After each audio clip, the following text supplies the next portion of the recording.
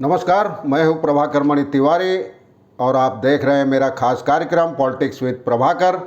आप जानते हैं बहुप्रतीक्षित घड़ी अब आ गई है जिस पर सबकी निगाहें लगी थी।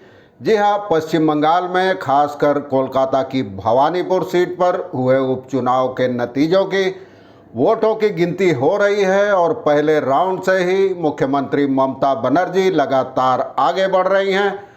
टीएमसी नेताओं का कहना है कि ममता की जीत पर तो कोई संशय नहीं है, देखना यह है कि हार जीत का अंतर कितना बढ़ता है।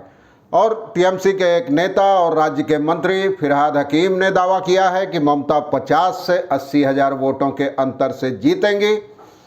और आज सबकी निगाहें इसी सीट पर लगी हुई है, तो आपको मैंने सोचा पहला अपडेट दे दूं। अभी 3 राउंड की मतगणना हुई है और ममता 4600 वोटों से आगे चल रही हैं अपने नज़दीकी प्रतिद्वंदी बीजेपी उम्मीदवार प्रियंका टिबड़ेवाल से। उधर मुर्शिदाबाद की जिन 2 सीटों पर उपचुनाव हुए थे, शमशेरगंज और जंगीपुर, वहां भी टीएमसी उम्मीदवार आगे चल रहे हैं। तो देखिए पूरी रिपोर्ट। मैं इसमें एक एक अपडेट आपको बताऊंगा, बाद में भी आपको अपडेट बताऊंगा। जैसे तो चैनल को सब्सक्राइब करें, मित्रों परिजनों के साथ शेयर करें और घंटी का निशान भी दबाएं।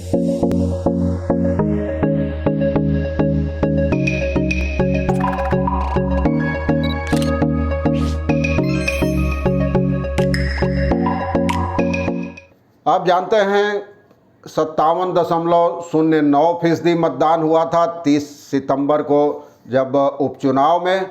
हालांकि यह कम था, जंगीपुर और शमशेरगंज के मुकाबले काफ़ी कम था, लेकिन भवानीपुर सीट में उपचुनाव में यह परंपरा रही है। इससे पहले 2011 में उपचुनाव जब हुए थे तो बहुत इससे भी कम मतदान हुआ था, लेकिन ममता करीब 58,000 वोटों से जीत गई थी। आज सुबह वोटों की गिनती शुरू हुई तो पहले राउंड में पोस्टल बैलेट की गिनती हुई, उसमें भी ममता 775 वोटों से आगे थी। दूसरे राउंड में करीब 2900 वोटों से 2800 वोटों से आगे थी।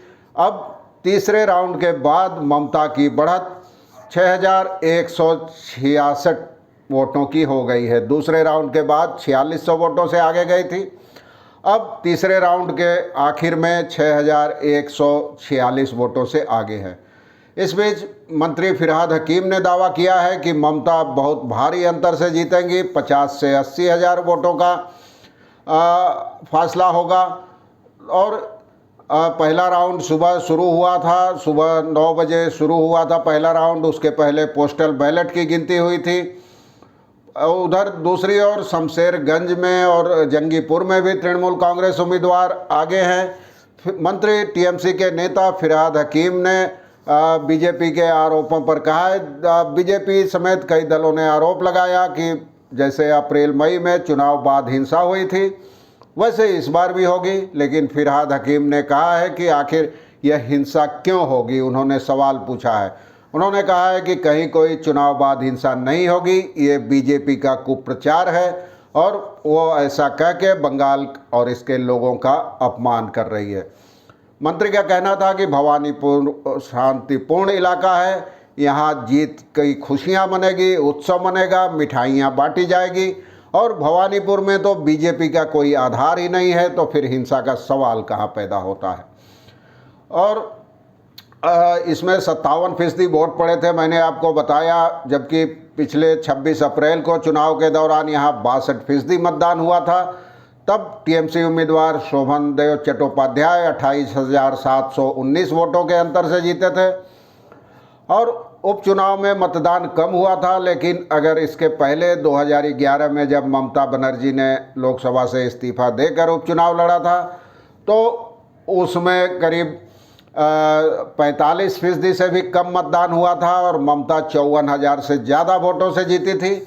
इस बार भवानीपुर में 12 उम्मीदवार हैं, लेकिन मुख्य मुकाबला ममता के साथ है बीजेपी उम्मीदवार प्रियंका टिबड़ेवाल का। कांग्रेस ने कोई उम्मीदवार मैदान में नहीं उतारा है।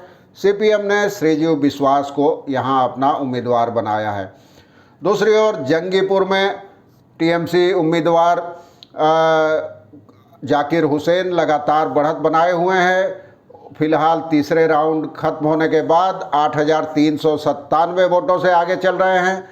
शमशेरगंज में भी चौथे राउंड के काउंटिंग के बाद जो तृणमूल उम्मीदवार हैं अमीरुल इस्लाम, वो 2,557 वोटों से आगे चल रहे हैं। पहले दूसरे राउंड से ही तृणमूल उम्मीदवार लगातार आगे चल रहे हैं उन दोनों सीटों पर भी। और भवानीपुर की जहां तक बात है, 21 राउंड में वोटों की गिनती की जाएगी, तो मैं आपको बाद में आगे भी बताता रहूंगा अपडेट। और उसके बाद जब आखिरी ऐलान किया जाएगा गिनती खत्म होने के बाद, फिर आपको बताऊंगा। आज के लिए फ़िलहाल इतना ही। आगे और देखते रहिए अपडेट के लिए भवानीपुर उपचुनाव और मतगणना से जुड़ी खबरों के लिए। धन्यवाद, नमस्कार।